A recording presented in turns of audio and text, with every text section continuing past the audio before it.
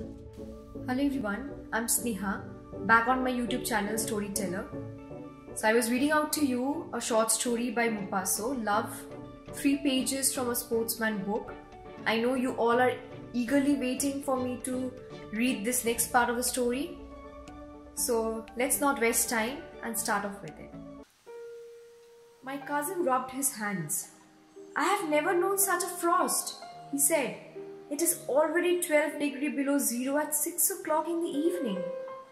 I threw myself onto my bed immediately after we had finished our meal and went to sleep by the light of a bright fire burning in the grate. At 3 o'clock he woke me.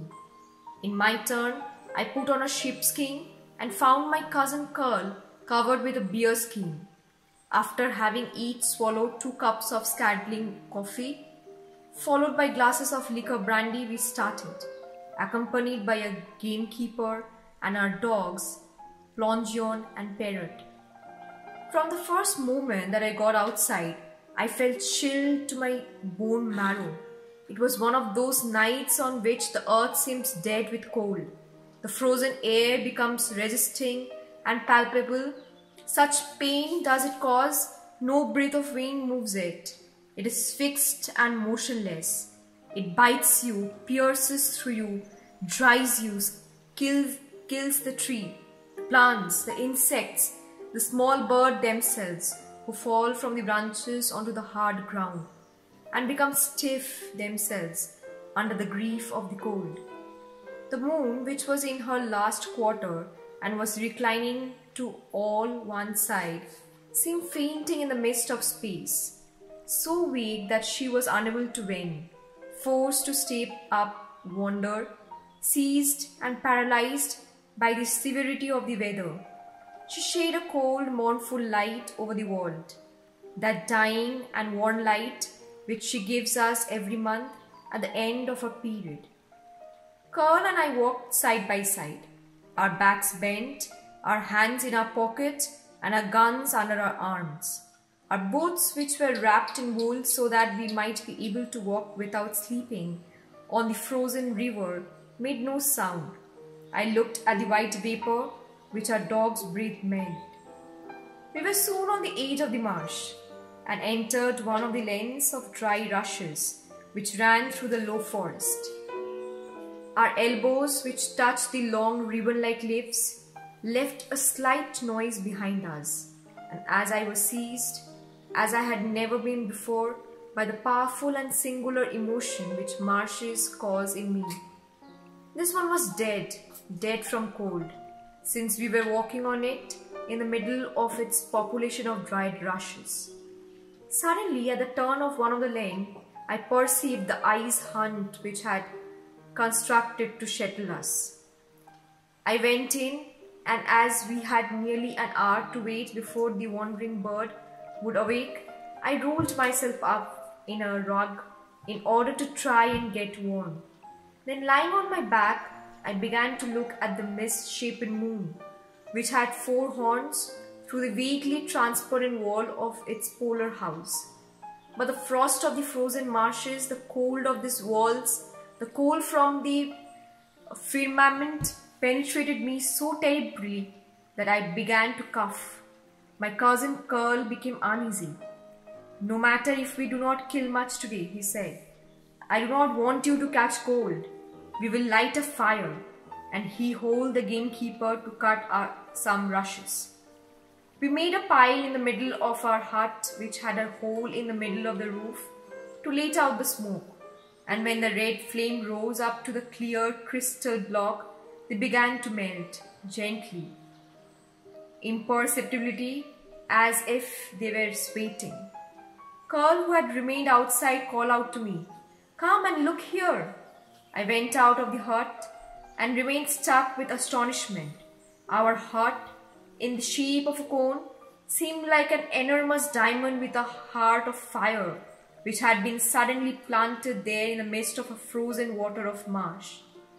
And inside we saw 2 fantastic forms, those of our dogs, who were warming themselves at the fire.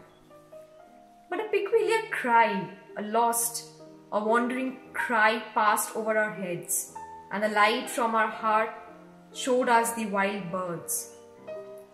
Nothing moves on so much as the first clamor of a life which one does not see, which passes through the somber air so quickly and so far off, just before the first streak of winter's day appear on the horizon.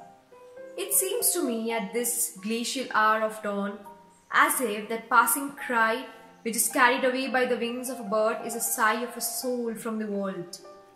"Put out the fire," said Karl. "It is getting daylight." The sun was in fact beginning to grow pale, and the flights of ducks made long rapid streaks which were soon obliterated on the sky. A stream of light burst out into the night. Karl had fired and 2 dogs ran forward. And then, nearly every minute, now he, now I, aimed rapidly as soon as the shadow of a flying flock appeared above the rushes. And Paddy and Plenjon, out of breath but happy, retrieved the bleeding birds, whose eyes still occasionally looked at us. The sun had risen, and it was bright day with a blue sky, and we were thinking of taking our departure when 2 birds with extended necks and outstretched wings glided rapidly over our head. I fired, and one of them fell almost at my feet. It was a teal with a silver breast, and then, in the blue space above me, I heard a voice, the voice of a bird. It was short, repeated, heart-rending lament, and the bird, the little animal that had been spared, began to turn round in the sky over our head, looking at its dead companion, which I was holding in my hand. Karl was on his knees, his gun to his shoulder, watching it eagerly, until it should be within shot. "You have killed the duck," he said, "and the drake will not fly away." He suddenly did not fly away. He circled over our head continuously and continued his cry. Never have any groans of suffering pained me so much as that desolate appeal, as that lamentable reproach of this poor bird which was lost in space. Occasionally he took flight under the menace of the gun which followed his movements and seemed ready to continue his fight alone. But as he could not make up his mind to this, he returned to find his mate. "Leave me on the ground," Karl said to me. "He will come within shot by and by." And he did indeed come near us, careless of danger, infatuated by his animal love, by his affection for his mate, which I had just killed. Karl fired. It was as if somebody had cut the string which held the bird suspended. I saw something black descend. I heard the noise of fall among the rush, and Paddy had brought it to me. I put them, they were already cold, into the same game bag, and I returned to the Paris the same evening. So this is the end of this story. I hope you all liked the story, and if you had any other perception after listening to the name of it, it has changed and it has given you the idea that how much thought a writer puts into writing this kind of story. So I'll be coming up with some more interesting short stories in my next video. Till then, stay tuned to my channel, like, share and subscribe to my channel. Thank you.